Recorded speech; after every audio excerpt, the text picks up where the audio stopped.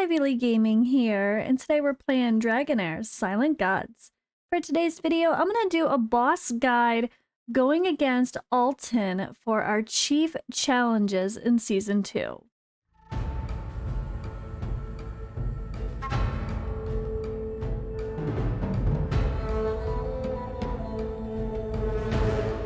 So if you're in Season 1, the synergies are different, and so are the bosses. For the chief challenges in the UTR style, similar style event, but also what happens in Otherworld Exploration. So for this video, I kind of want to just talk about Alton very specifically and give a guide for the Season 2 folks. This guide should be relevant if you're watching it a while later, but for Season 2, it's still going to have the same mechanics, the same everything, and this same suggestions, let's be honest. So first, we're going to take a look at Alton and go over his boss skills and talk about how to counteract each thing.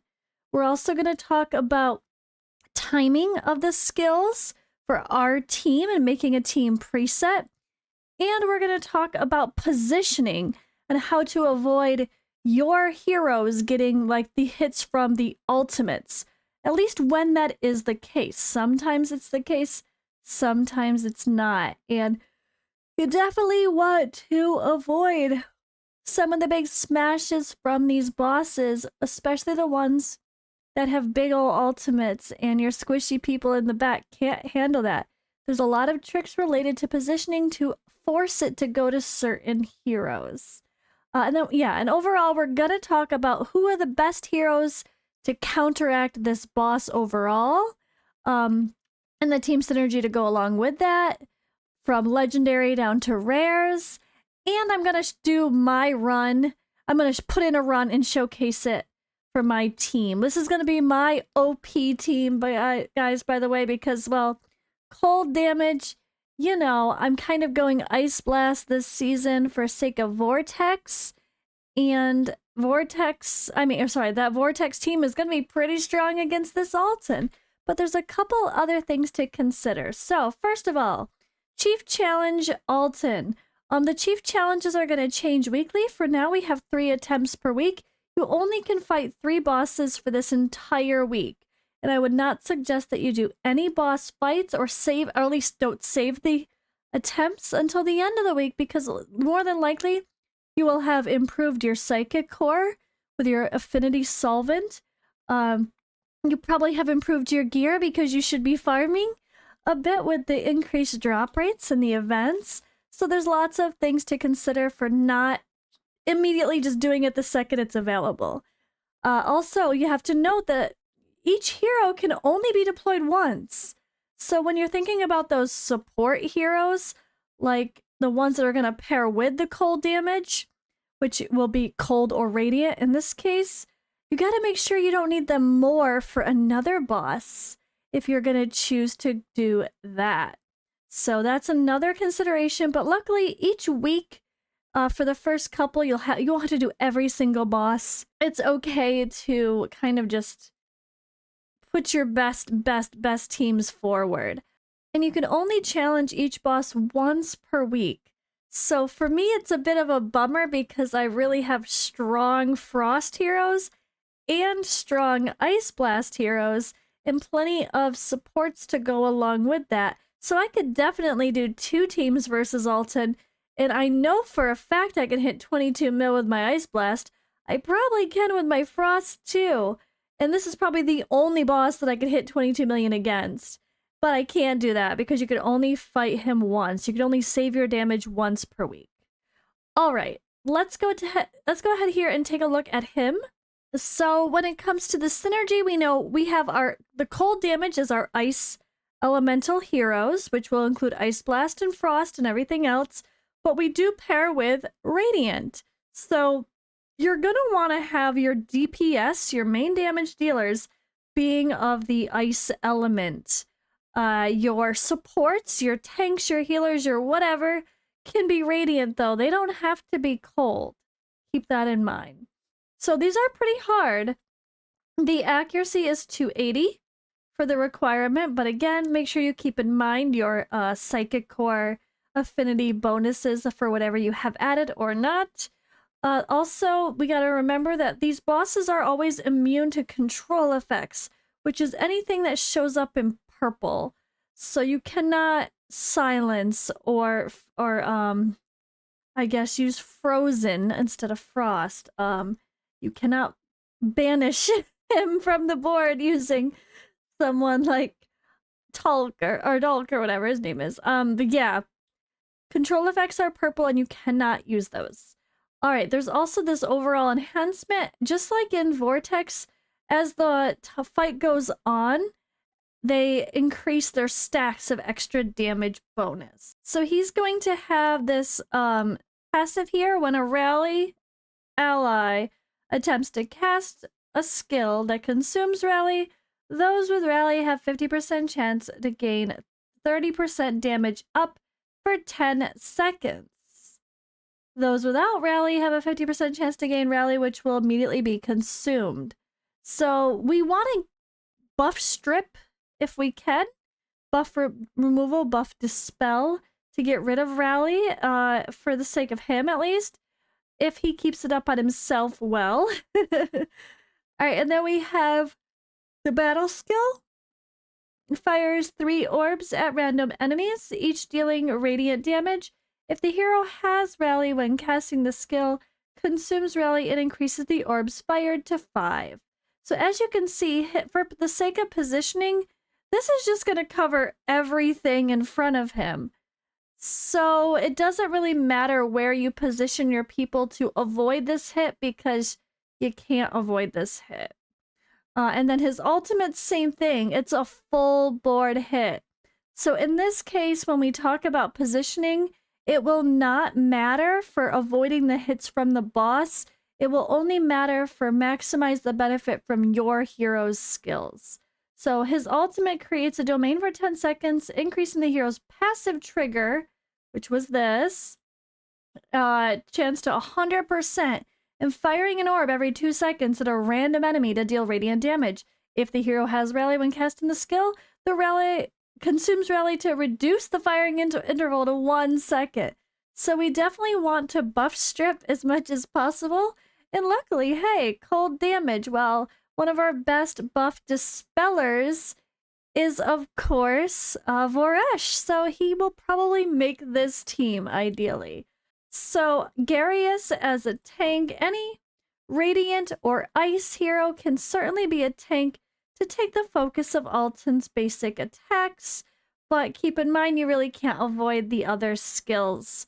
So I will bring in my Garius for sure. I am going to use just my Vortex team, plus we're going to use Voresh. So let's go ahead and take a look at why. So honestly, when it comes to fighting Alton, the Ice Blast heroes are going to be amazing this season because they kind of are perfect for single target damage. He's just one boss, and they can attack a lot and do a lot of damage. Easy enough. Really, the only thing we need to specialize is dealing with buff removal or buff prevention. So that's where Voresh comes in with his ultimate of buff prohibition, or with the removing of buff here as well. Who is going to be good for this boss before we put our team into the battle? So we're going to be looking at, well, damage dealers that are cold. So simple enough. Frost and Ice Blast are going to be great. Period. Done. What do you need for support? Well, you don't have to worry about putting up buffs is good. Healing is good. So it doesn't really matter. Increase or decrease attack would also be very good. So I might actually take out Zorak and put in Rose, for example, just to give a decrease attack penalty in the team. Because the boss is going to hit hard and we want to decrease their attack. Almost every fight, you're going to want to have attack penalty. Almost every fight. But in this case, our synergy will be pretty solid here. I could add in Urian as another defender, honestly. That would give a lot of damage reduction for my team. I do have him, so that's something I should probably consider. And putting up all these buffs are not something that's going to hinder based on Alton's skills.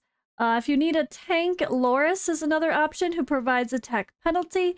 You just can't taunt him because we can't taunt the boss. Obviously, when it comes to Radiant, the tanks are pretty strong here with Garius as well. But attack penalty-wise, Rose should work here. I certainly hope she still does. Rose should work. Sagamir should work. Goom Gum is fun, but he only brings the small attack penalty and you can't crowd control anyway, so he's probably not going to be ideal here. And you don't want to worry about someone for damage. You just want the supports. So Rose can be an okay support and someone to apply the attack penalty and heal and we don't have to dispel any debuffs though, but she could at least heal. And be the Witch's Remains carrier so Sheena can actually do more damage. I like the sound of that. Dueling is another solid tank for this because he can help protect the allies with defense up and recovery over time, and he brings an attack penalty on his battle skill, but it's not going to be that reliable, so it's not ideal. Personally, I'm going to prefer to just have a solid tank in Garius and hope that my shields are good enough. Any healer from Radiant or Ice can be used. Any tank from Radiant or Ice can be used. It's just your DPS that you want to be Ice. Also, we're going to want, again, I mentioned buff removal. No one in Radiant has that, but we know in Ice that we have Voresh, so he's going to be joining this team for sure. And then the special of a buff Dispel. That is an instant effect, which Vinyara does if you have her. I think they're very excited about her with the exclamation point after her name. You can use her as well instead of Voresh. Plus, she brings attack penalty on her ultimate. So she'd be really good here if you're lucky with that legendary. But there are no Radiant heroes that buff Dispel. So again, I think Voresh is just our answer to try to deal with that buff. Starting off with skill timings. This is going to be an 18-second rotation for the boss. He doesn't have anything to manipulate ultimate energy for him or you, so it's going to be consistent. But because I have Rose on the team, her battle skill applies recharging speed penalty. If you have someone like Rose that does that recharging speed penalty, or someone that will reduce the enemy's ultimate energy, that is going to affect your battle. So while most people are going to go for that 18-second rotation, if you can get your skills to that point, it's not going to be the case for me because I have Rose. So I think it ends up being more like 20 or 21, if I remember right. 21 seconds, I think, is a pretty close rotation, considering her recharging speed penalty. It's really, really hero. It's going to be dependent on who you're using. I'm going to try 21 for my timings. And we're going to try to be smart about this. I have Voresh as the person who is in Witch's Remains, and we want to time his buff prohibition at a logical manner. So, to be fair, you know what? We can't time Voresh's stuff in a logical manner because he's just going to be doing that with his passive. So we're just going to have to hope that between the alternations of his actual battle skill and his ultimate, we can get rid of Rally as much as possible. So sometimes you can time it. In this case, we really can't help it.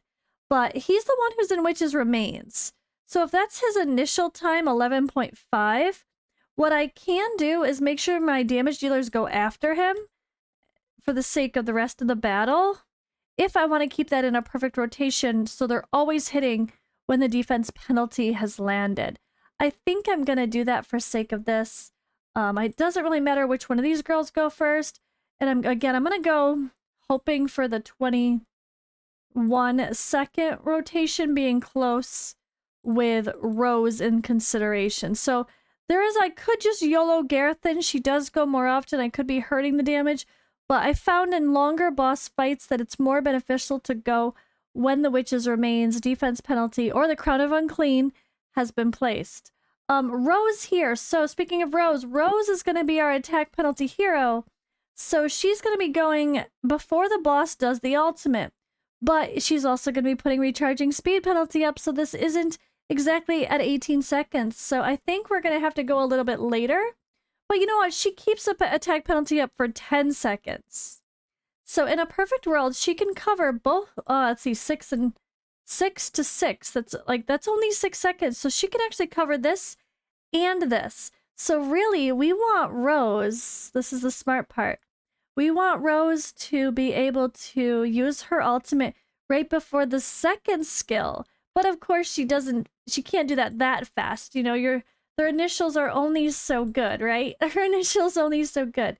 12 seconds. I mean, maybe that'll be good enough. We could try it. We can try it. Why not? We're going to want to keep her in rotation afterward. It's going to be important.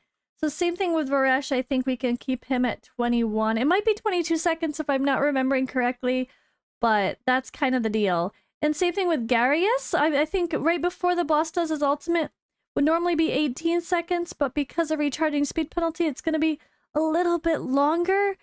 So I think we're going to go here and just do it at like 19 seconds and hope that that kind of covers things. So I'm going to have a little bit of coverage for here, and then when the boss comes back here as well. So he's going to do the same skill twice, but like we can only cover so much. So if Rose can have attack penalty up for the second and third skill, maybe Garius can at least heal, you know, in between these two, and then they'll be fairly solid for this. We'll have to see. It's going to be a little bit wonky. It's not that cut and dry because I have someone with recharging speed penalty. So, oh, I gotta finish building my Varesh. I didn't save the new plan. Let me do that. Save. So, Varesh here is in Witch's Remains. This is going to help us have that defense penalty. He's also in, like, in these sets here to give skill haste. If you didn't have Rose in your team and you're trying to get your skill timings to 18 seconds for these boss fights, then you need 2 different separate sets with the skill haste plus 20 to get 40, and then you need even more in the substats to try to get this down below. Look at it's 18.4 still, and that's with 2 sets. So that's where you need something like the Incense Burner artifact that is purple, or the epic one, or the candle if you're relying a lot on a battle skill, you want that involved. Or in Rose's case here, I have the Hourglass, which gives you 100 skill haste. So she's definitely covered there. But that's kind of the factors you're wanting. You don't need the legendary items to do it. The epics can help as well. And the burner can be a really great option, the incense burner, to come back to your ultimate, at least on the most important heroes. So that's kind of the gist for the timing. I mean, in a normal case, again, you'd be down to 18 seconds. So don't just blindly copy this if you're not using Rose. This is for the sake of Rose because of recharging speed penalty. Other ways to go about it, and you're going to need to get your hero's skills down to 18 seconds to stay in a perfect rotation, or else it's not going to stay in a perfect rotation. But doesn't mean you need to have everybody there. Your damage dealers can sometimes just YOLO, but sometimes you want to have like your best protection go before the boss's ultimate, and that's what is kind of our situation here. So we are going to have the aura of defense, and when it comes to positioning for this battle, like I said earlier, it doesn't matter. It doesn't matter if they're in a perfect position or not, because he's just going to hit everywhere. The full board behind him, in front of him, this is everything in front of him, so we don't need to worry about positioning. If we had someone in the team like Catherine, on the other hand, as a support hero to heal, you'd want to make sure that the allies are in the diamond for her sake, but not necessarily for the boss's sake. Same thing to go with any of these other heroes that have that sort of a pattern to help your team. But I'm going to go ahead and let this play. We're going to see how we do against Alton here and see if I need to change my timing. So Varesh, boom. He's going. All right, let's see. When is our girl? All right. Attack penalty is up, but it's falling off. Ooh, okay, it just barely made it for the ultimate. But the orbs are still going. So we're not quite there. This is where we need to experiment, and you need to watch your battles to test. So I do think it's 22 seconds for the timing overall. Oh, I let her go at 12 seconds. Let's go a little bit later, and I think it's gonna be 22 seconds for the timing. Let's go a little bit later for the skill. I hope that's gonna, I don't know if it's gonna cover perfectly, but just to get started, let's see how it rolls. All right. This is the fun part. Then you gotta see everything in action. So Rose is gonna go. We haven't got the recharging speed penalty on the boss yet, the first round. But the second round it is. All right, there. No, we did. Okay, it's good. It's good. Attack penalty is up. And attack penalty is still up while the boss is doing this ultimate. And it's lasting a couple more seconds there. But while that ultimate is up, I might need to extend how often that attack penalty is going to be there too. We'll have to see. But I see you cannot remove that damage bonus increase. That's just part of how these bosses work, just like the vortex. So there it is. All right, the attack penalty was up for most of that duration of this aura, but not the entire thing. But at least we have Garius's ultimate. So let's watch Garius this time. So Garius... She's so fun. So Garius is going to use his ultimate, hopefully, yep, now, before the boss does his ultimate. So when these orbs start firing, we have the shield from Garius, and we have a little bit of that attack penalty lingering, right? Let's see how... And Rose... I think it looks like Voresh is consistently placing at the exact same spot. Rose seems to be a little bit off kilter. But it's okay. It looks like our attack penalty is covering most of these hits. Yeah, and that's kind of how it works though, guys. You're going to have to play around. You're going to have to experiment. And more than likely, whatever you're using as your best team for Vortex is going to be pretty strong against one of these bosses. You're just going to have to sub in people to fit. Like, I don't need Acilia to block debuffs or remove debuffs because there are no debuffs in this battle. So if you're using the debuff blocker from your Vortex team, you could probably save that for another battle that actually needs it. This is the OP one, guys. This one is going to be a solid score, but I can promise you my other ones are not. I already tried on the side to play around with like Burn and a Radiant team with a budget group of heroes for Rally, like Welby. So this one is going to be the easy one because it's my Vortex team, because they're all fully skilled, because they have my best gear, which is great with the presets. At least we can make sure that we can save our best gear for every single fight. But I also have the focus of the Psychic Core fully through with everything I can get except for the very last damage mitigation for Ice and Radiant heroes. So we're trying to get all the boosts we possibly can. And this is going to be my best team. I knew Ice Blast was going to be great here. The second I saw it was just one simple hero versus someone that might have like the summoners they would be not as ideal against because they have all the extra skeletons. You might want a little more AoE at least sometimes. But I think it's going to be pretty solid here. You're going to have to pay attention to your people though. Like, look at my Rose is looking a little bit scary. So if Rose dies before everybody else, it would make the most sense to go and beef up her survivability a little bit because she's taken a lot of hits. And Garius, okay, he's healing her, but the shields aren't as much, you know? Voresh there, okay, Voresh healed her back up too. So sometimes it's going to even out, but if someone is dying way before everybody else, you're going to have to beef up the survivability. It's just the way it is here. We're starting to get a little scary with our damage. I don't like seeing that. But at the end of the day, even if we die very, very soon, we very easily did 22 million, so I'm pretty happy with that. I'm not going to... Okay, Voresh officially died. But look at, we actually lasted the entire fight. We lasted the entire fight. That's crazy. But because this is the first battle of my first attempt, I'm not gonna leave that. If you hit save behind me here, then you're stuck with that for the week. And we have rankings to consider as well. So you want to rank as high as possible. So you want your damage to be the best as possible as well. So while it's fun to practice, I'm not ready to keep this. So we're going to go back to the world and not save it. And we're going to wait until the last day of the challenge before I go in there and do my final battles. But that's the good thing, right? We come in here. We already have our team saved. Make sure you save your team. I did my cold team 1.